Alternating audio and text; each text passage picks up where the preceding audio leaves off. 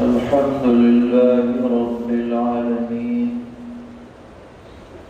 أشهد أن لا إله إلا الله وحده لا شريك له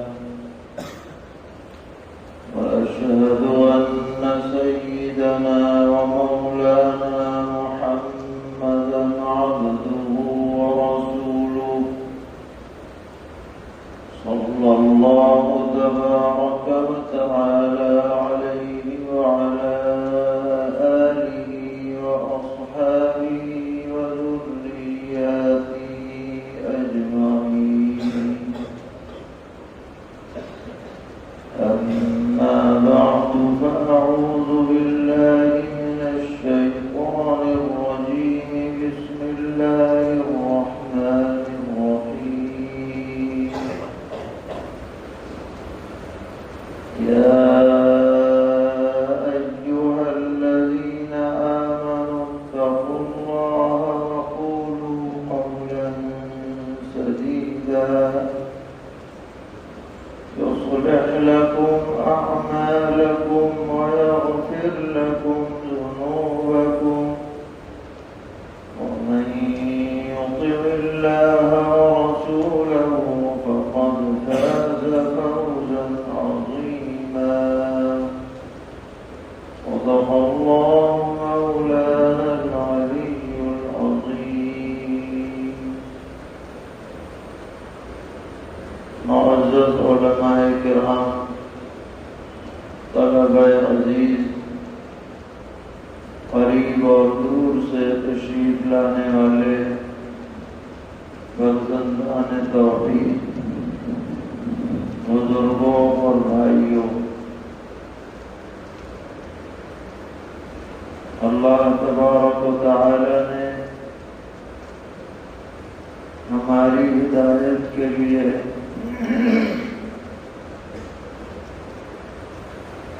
باقاعدہ ایک دستور اور منشور ہمیں عطا فرمایا ہے، قرآن کریم کی صورت میں ایسا مستحکم، مضبوط، مستند، شاندار، بہترین اور جامع دستور دنیا میں ہمارے علاوہ کسی کے پاس نہیں ہے، جس پر اللہ تعالیٰ کا جس قدر بھی ہم شکر بجا لائیں کم ہے۔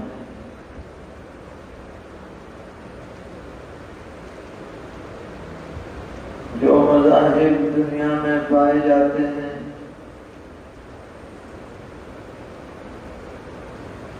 وہ دو طرح کے ہیں۔ کچھ تو وہ ہیں جو اپنا تعلق اور رشتہ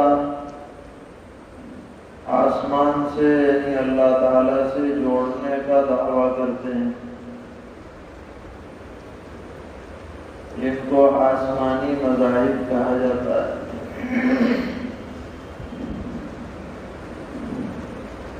اور کچھ وہ ہیں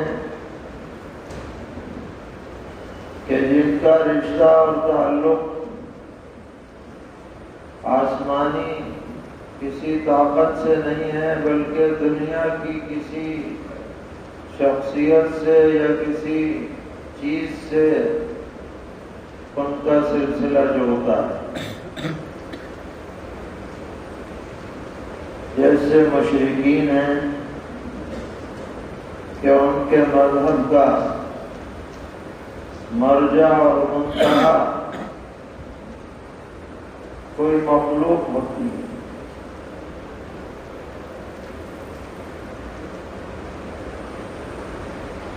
یہ دونوں طرح کے مذاہب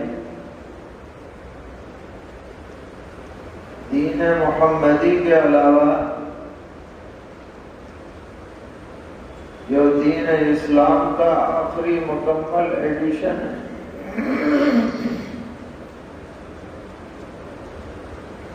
کسی کے پاس اپنا مذہبی منشور ایسا پختہ نہیں ہے جیسا کہ اللہ نے ہمیں عطا فرمایا۔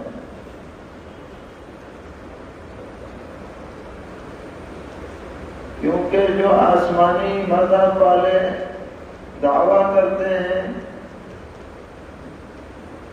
ان کے پاس جو کتابیں ہیں، توریت ہو، انجیل ہو، بائبل ہو، زبور ہو، خود وہ یہ اقرار نہیں کر سکتے کہ اس میں کوئی کمی بیشی نہیں ہوئی ہے۔ ان کو بدل دیا گیا، الفاظ بدل دیے، معنی بدل دیے، مفہوم بدل دیا، سند مسلسل نہیں ہے، سالوں کا بیچ میں گیپ ہے، اصل زبان نہیں ہے، ترجمے کو اصل سمجھ لیا، اصل زبان تو سریانی عبرانی تھی، اب کوئی اس کو جاننے والا پوری طرح نہیں ہے، اگر آیا بھی تو ترجمے سے پھر بدل کر کے سریانی میں یا عبرانی میں آیا۔ یہی حال دیگر گرنتھوں کا ہے جن کو گرنتھ کہا جاتا ہے، مگر اللہ نے ہمیں جو قرآن پاک عطا فرمایا، اس کی سند بھی مسلسل ہے، اس کے الفاظ بھی جو کہ تو ہیں، اس کے معانی میں بھی کوئی تبدیلی نہیں ہوئی ہے۔ ہر زمانے میں، ہر علاقے میں اس کے پڑھنے والے، جاننے والے، ماننے والے اتنی بڑی تعداد میں رہے ہیں اور انشاءاللہ رہیں گے جو کسی تبدیلی پر راضی نہیں ہو سکتے۔ سرور عالم صلی اللہ تعالی علیہ وسلم نے فرمایا کہ تمام نبیوں کو اللہ تعالی نے علامتیں عطا فرمائیں جنہیں دیکھ کر لوگ ان پر ایمان لائے، مگر اللہ نے مجھے جو سب سے بڑی علامت عطا کی ہے وہ اپنی کتاب ہے جو ہمیشہ باقی رہے گی، جس کی وجہ سے مجھے امید ہے کہ قیامت میں میرے ماننے والے سب سے زیادہ ہوں گے۔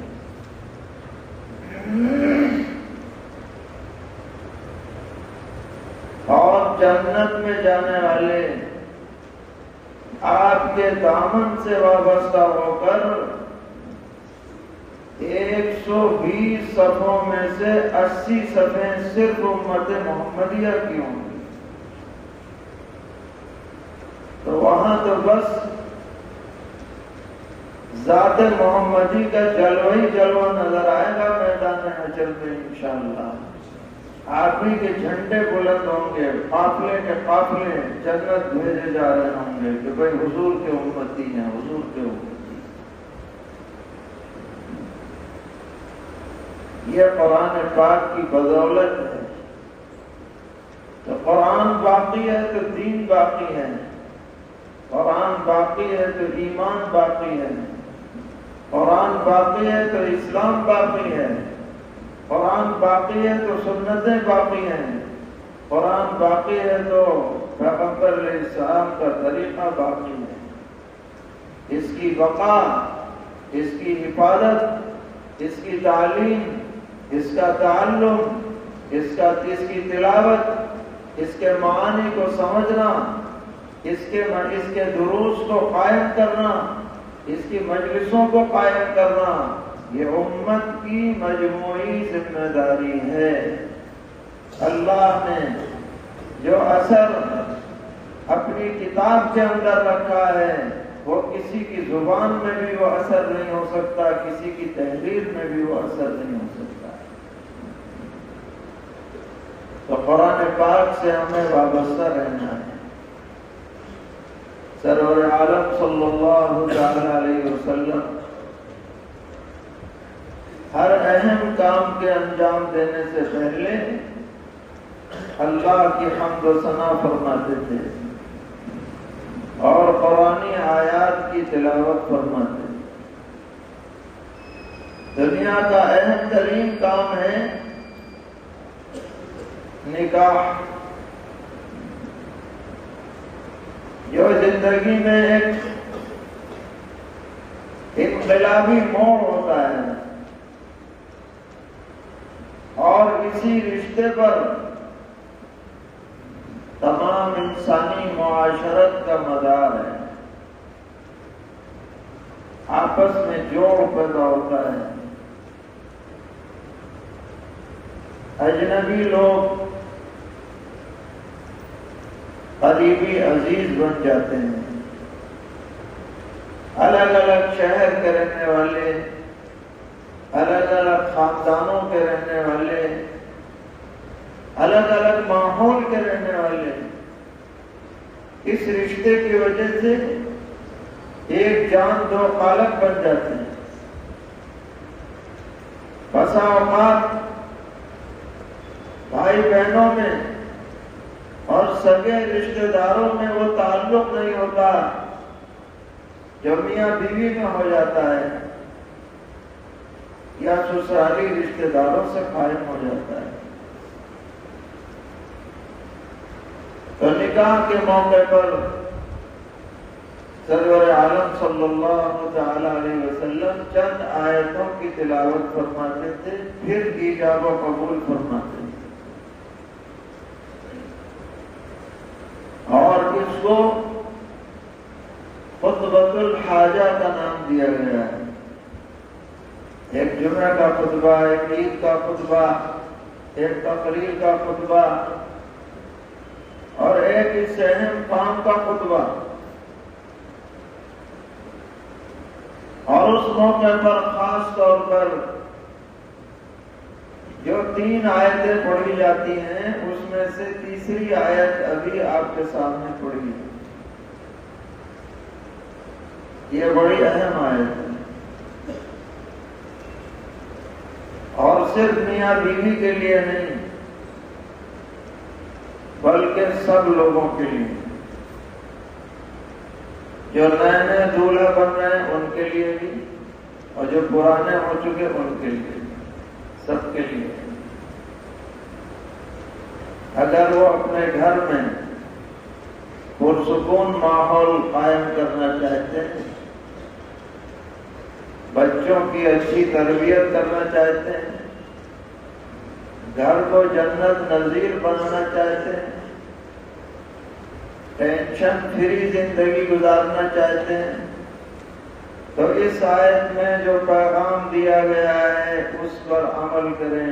گارنٹی ہے انشاءاللہ دنیا میں بھی سکون ملے گا، آخرت میں بھی سکون ملے گا، گارنٹی۔ کیا فرمایا اللہ تعالیٰ نے؟ یا ایھا الذین آمنوا اتقوا اللہ، اے ایمان والو اللہ سے ڈرو۔ یعنی ہر معاملے میں یہ پیش نظر رکھو کہ اللہ کے دربار میں جانا ہے، وہاں میں کیا منہ دکھاؤں گا، یہ بنیادی بات ہے،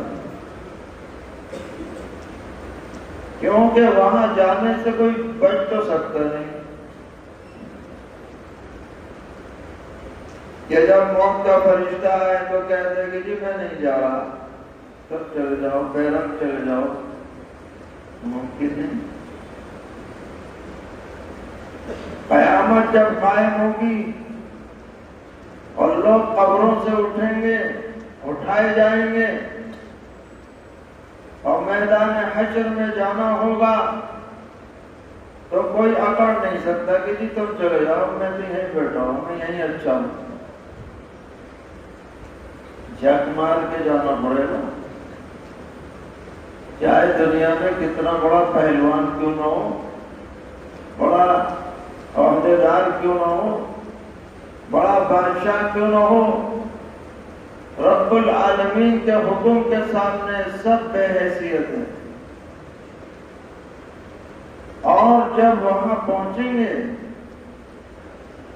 تو ہماری پوری زندگی کا کچا چٹا سامنے ہوگا، ایک ایک منٹ، ایک ایک سیکنڈ اندھیرے میں، اجالے میں، تنہائی میں، لوگوں کے سامنے، گھر میں، گھر سے باہر، پہاڑوں میں، دریاؤں میں، جزیروں میں، جو بھی ہم نے کیا ہے، ہاتھ سے کیا، پیر سے کیا، آنکھوں سے کیا، کانوں سے کیا، زبان سے کیا، دل سے کیا، سارا کچا چٹا تیار ملے گا، اور آدمی جھٹلا نہیں پائے گا۔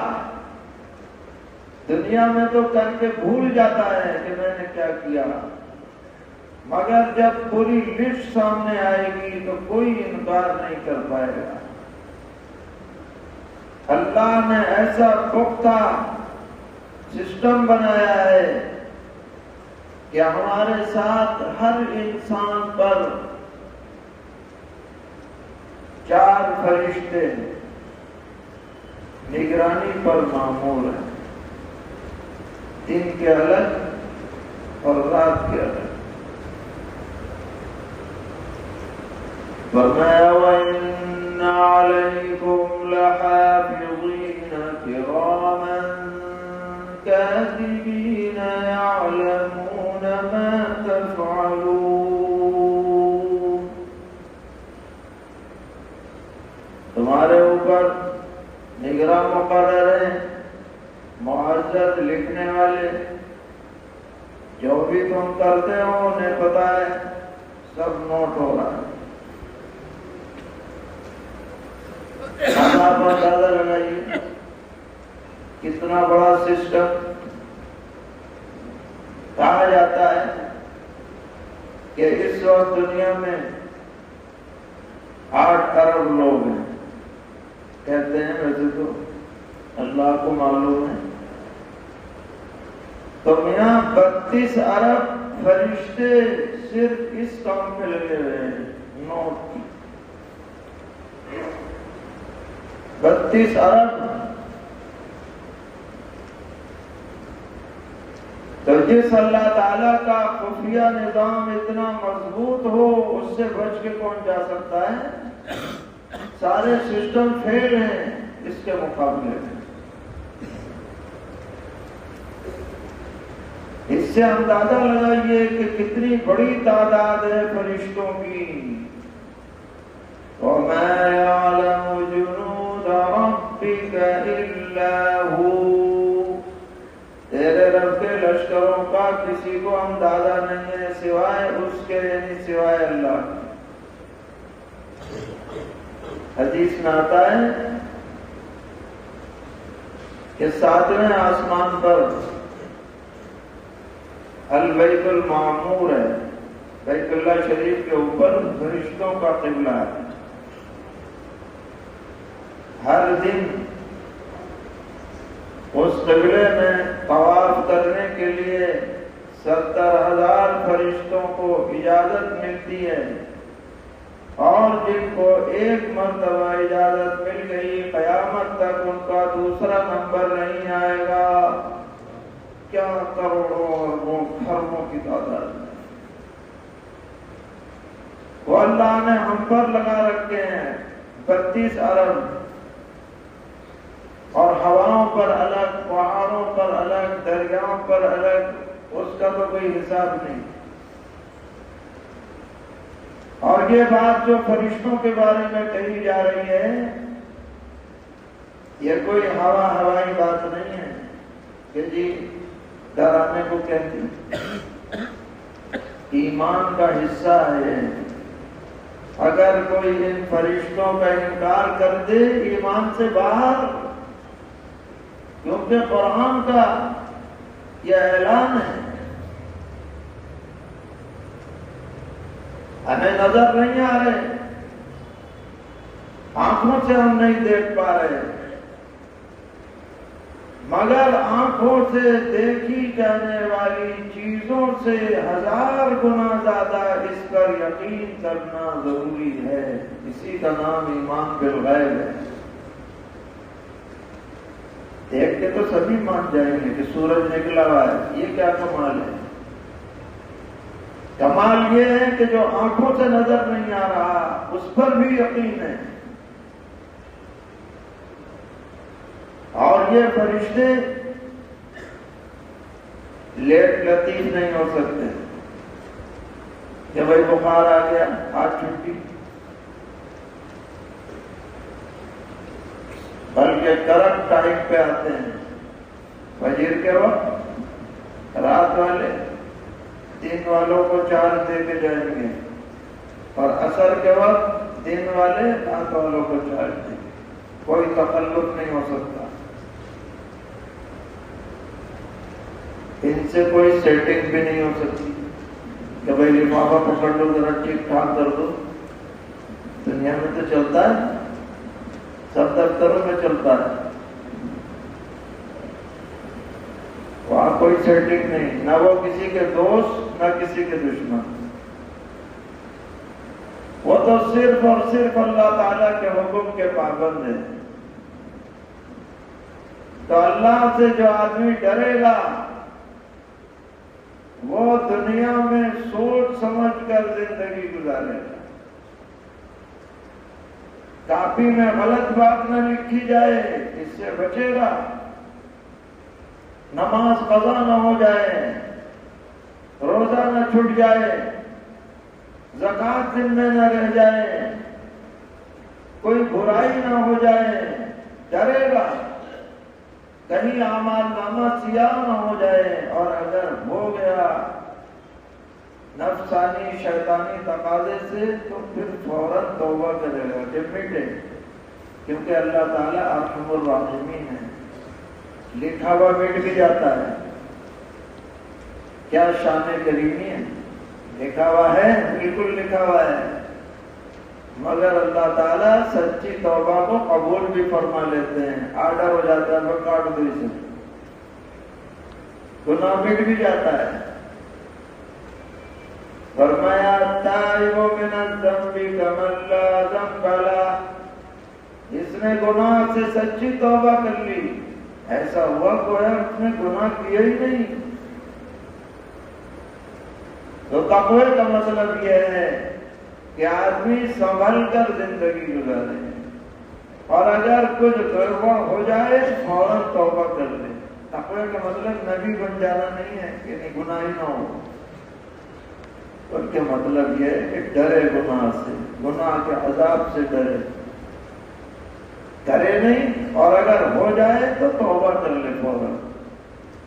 تو ایک حکم تو یہ دیا، یا ایھا الذین آمنوا اتقوا اللہ، اے ایمان والو اللہ سے ڈرو. خاص طور پر شوہر حضرات بھی اللہ سے ڈریں کہ بیوی پر زیادتی نہ کریں. یہ نہ سمجھیں کہ یہ تو گھر کی نوکرانی ہے، یہ تو خادمہ ہے، اور یہ تو اسی کام کے لیے لائی گئی ہے. نہیں، یہ تمہاری شریک زندگی، رفیق سفر، یہ تمہارے بچوں کی ماں ہے، یہ تمہارے لیے پرسکون زندگی کی ضمانت ہے. اس کا بھی حق ہے. جب آدمی بیوی کے ساتھ معاملہ کرے تو بھی اللہ سے ڈرے، کیونکہ اگر بیوی پر آدمی زیادتی کرے گا تو اللہ کے یہاں اس کی بھی پکڑو. یہ نہیں کہ دوسروں پہ زیادتی کرے تو پکڑو، بیوی پر زیادتی میں بھی پکڑو گے، خوب پکڑو گے. نبی اکرم علیہ السلام نے فرمایا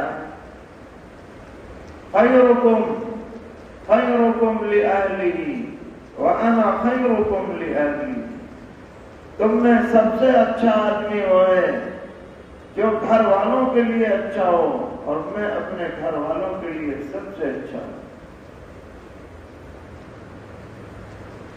تو تقوی کا تعلق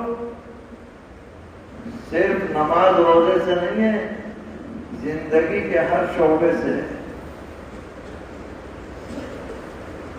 پھر فرمایا وَقُولُوا قَوْلًا سَدِيدًا، اور زبان سے سیدھی سچی بات ہی نکالا کرو۔ قول سدید، اس کی تشریح میں حضرات مفسرین فرماتے ہیں کہ سب سے سچا اور سب سے اچھا قول ہے لا الہ الا اللہ، اس سے سچا اور اچھا قول کوئی نہیں۔ تو اب آیت کا مطلب ہوگا کثرت سے اللہ کا ذکر کیا کرو، قولوا قولا سدیدا۔ بعض ائمہ نے فرمایا کہ قول سدید کا مطلب یہ ہے کہ جو زبان پر ہو وہ دل میں ہو، ظاہر و باطن میں یکسانیت پائی جائے، یہ نہ ہو کہ زبان سے تو دعویٰ ہو اور عمل اس کے خلاف ہو۔ جب دونوں میں مطابقت ہوگی تو وہ قول سدید ہوگا۔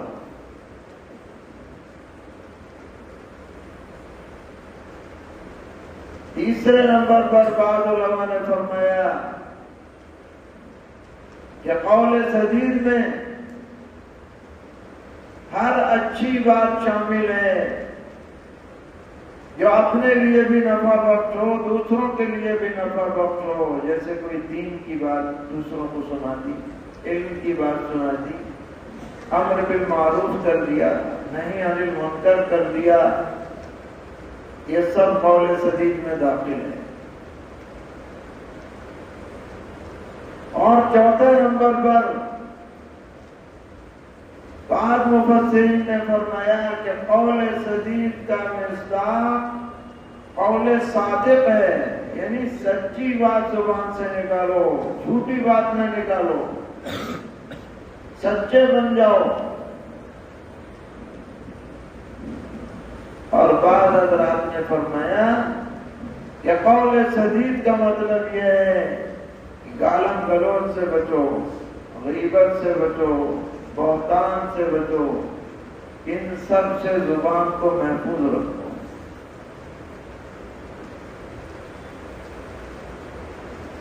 حقیقت میں یہ پانچوں اقوال کوئی آپس میں متعارض نہیں ہے، بلکہ سب کے سب قول سدید میں داخل ہے۔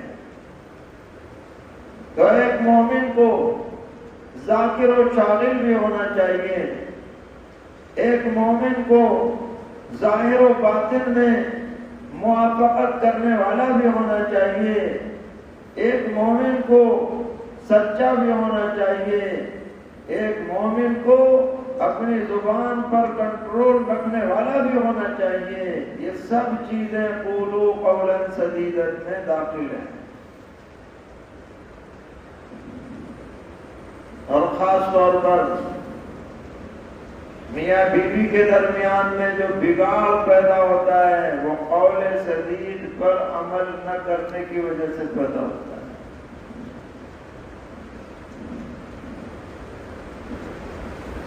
زبان پہ قابو ہو جاتی ہے، اسی سے آپس میں ناچاقیاں ظہور میں آتی ہیں۔ یہ بڑا نازک رشتہ ہے۔ آپ دوسروں کو کچھ کہہ دیں، وہ سن کے انسنی کر دے گا، مگر شوہر بیوی کو کہے، وہ اسے سنبھال کے رکھتی ہے کہ مجھے یوں کہہ دیا، اور بیوی شوہر کو کہہ دے تو وہ بھی سنبھال کے رکھتا ہے، وہ دل سے وہ کہیں نکلتی نہیں ہے آسانی سے۔ اگر معاشرتی زندگی اچھی رکھنی ہے تو شوہر صاحب کو بھی زبان پر قابو رکھنا پڑے گا، بیگم صاحبہ کو بھی رکھنا پڑے گا، تب زندگی اچھی گزرے گی۔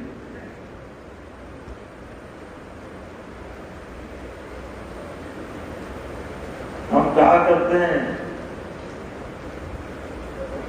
کہ جب دیکھیں کہ بھئی شوہر جلال میں تو بیگم سرنڈر ہو جائے،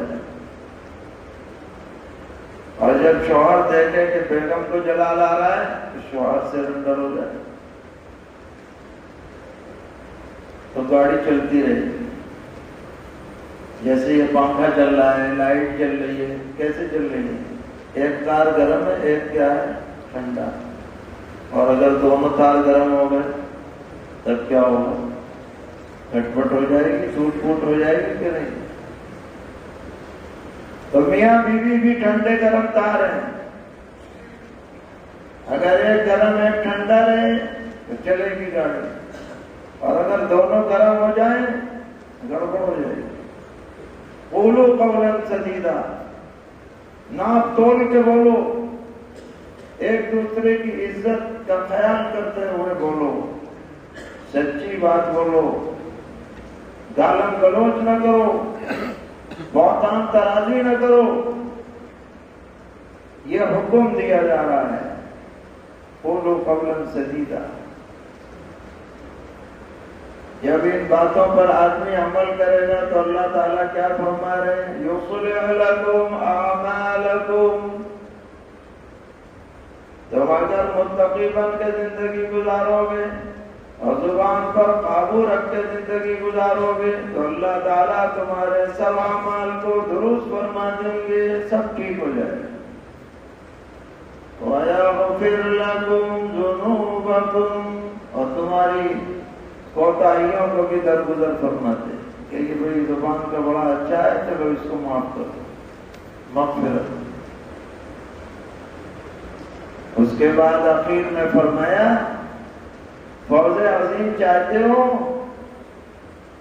عظیم کامیابی چاہتے ہو، دنیا آخرت میں عزت چاہتے ہو، اپنی مراد پوری ہونی چاہتے ہو، تو ہم تمہیں بتاتے ہیں راستہ کیا ہے. وَمَن يُطِعِ اللَّهَ وَرَسُولَهُ فَقَدْ فَازَ فَوْزًا عَظِيمًا. جو ہر معاملے میں اللہ کی بات مانے اور اس کے رسول کی پیروی کرے وہ زبردست کامیاب ہو جائے گا، زبردست. انشاءاللہ دنیا میں بھی سرخرو ہوگا، آخرت میں بھی سرخرو ہوگا. ایک چھوٹی سی آیت کا ٹکڑا ہے، چھوٹی سی، آدھی لائن کی بھی نہیں ہے، مگر پوری زندگی کا دستور بتلا دیا. اطاعت خدا، اطاعت رسول. انشاءاللہ اسی نسخے میں دنیا کی پریشانیوں کا بھی حل ہے اور اسی میں آخرت کی بھی کامیابی کی ضمانت ہے انشاءاللہ. تو اللہ تعالی ہم سب کو ان باتوں پر عمل کی توفیق عطا فرمائے کہ بھئی انشاءاللہ کوشش کریں گے جو کوتاہیاں ہوئیں اللہ تعالیٰ انہیں معاف فرمائے. اگلی زندگی میں خاص طور پر تقوی کا اہتمام اور زبان پر قابو، ان دو باتوں پر اگر ہم جم جائیں گے تو اللہ کا جو وعدہ ہے وہ پورا ہوگا. یصلح لکم اعمالکم ویغفر لکم ذنوبکم. اور ہر معاملے میں اللہ کی اور اس کے رسول کی اطاعت اور سنتوں کی پیروی کریں. اللہ تعالی ہم سب کو توفیق عطا فرمائے. حضرت مولانا عبد الغفور صاحب قریشی چشتی صابری مدنی نور اللہ مرقدہ کہ اس گلشن کو آباد اور شاداب رکھے، آپ کے فیوز کو عام اور کام فرمائے، آپ کے جانشینوں کو ان کے لیے آخرت میں رضا اور خوشنودی سرخ روئی کا ذریعہ بنائے اور ہم سب کو اپنی خوشنودی سے مالا مال فرمائے. وصلی اللہ تعالی علی خیر خلقہ محمد وعلی